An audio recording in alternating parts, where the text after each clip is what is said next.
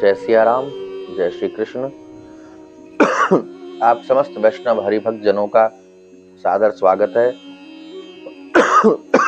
आज की इस परिचर्चा में जो क्रम हमारा सत्संग का चल रहा है, श्री दत्त भगवान के 24 गुरु, शिक्षा गुरु दत्त भगवान कहते हैं कि हे राजन, मनुष्य को जो वस्तुएं प्रिय लगती हैं, जो वस्तुएं अच्छी लगती हैं, मनुष्य उन्हें एकत्रित करना, उन्हें इकट्ठा करना चाहता है। और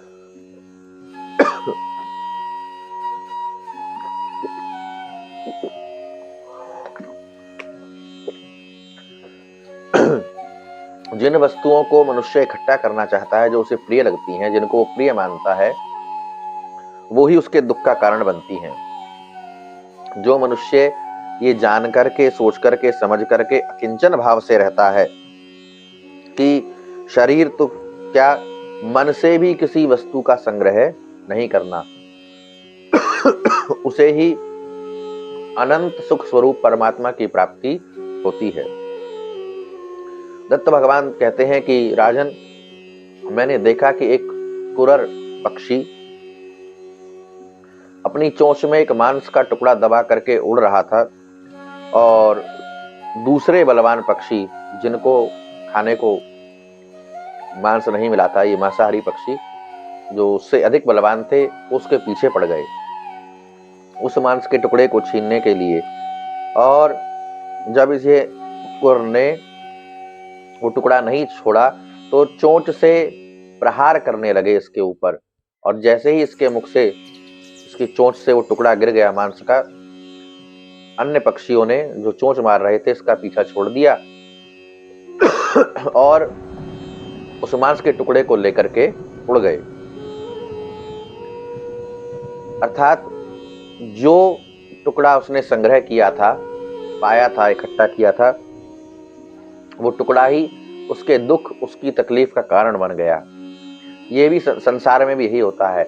आप जिन वस्तुओं को अच्छा मान रहे हैं, अपना प्रिय मान रहे हैं, उनको एकत्रित कर रहे हैं, इकट्ठी कर रहे हैं, गाड़ी हुई, बंगला हुआ, मकान हुआ, दुकान हुआ, अन्य और वस्तुएं हुई, जो भी सुख साधन है, दूसरे लोग भी उनको प्राप्त करना चाहते हैं, और अपने प्रयास से प्राप्त नहीं होती तो छीन लेना चाहते हैं, झपट लेना चाहते हैं।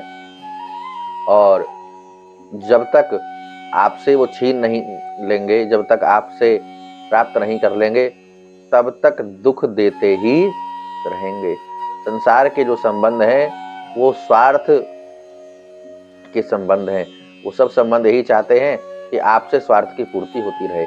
जब तक आपसे स्वार्थ की पूर्ति होती रहेगी तब तक साथ रहेंगे, और जैसे ही लगेगा कि आप आगे निकल रहे हैं, आपको अधिक प्राप्त हो रहा है, आपको सुख प्राप्त हो रहा है, तो वो इसमें बाधा बनने लगेंगे।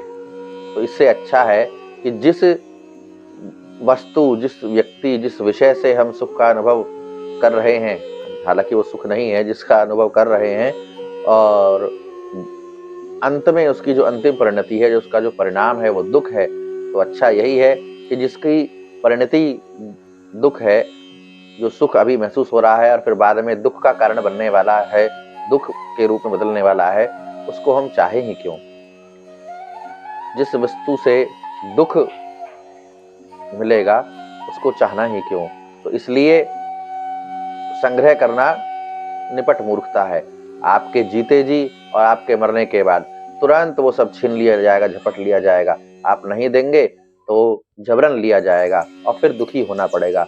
इसलिए दत्त भगवान कहते हैं कि मैंने संग्रह किया ही नहीं, कभी किसी वस्तु का संग्रह नहीं किया, और मनुष्य को आवश्यकता से अधिक संग्रह करना भी नहीं चाहिए, अन्यथा दूसरे लोग आपको दुख देंगे, तकलीफ देंगे। यही संसार की नियति है।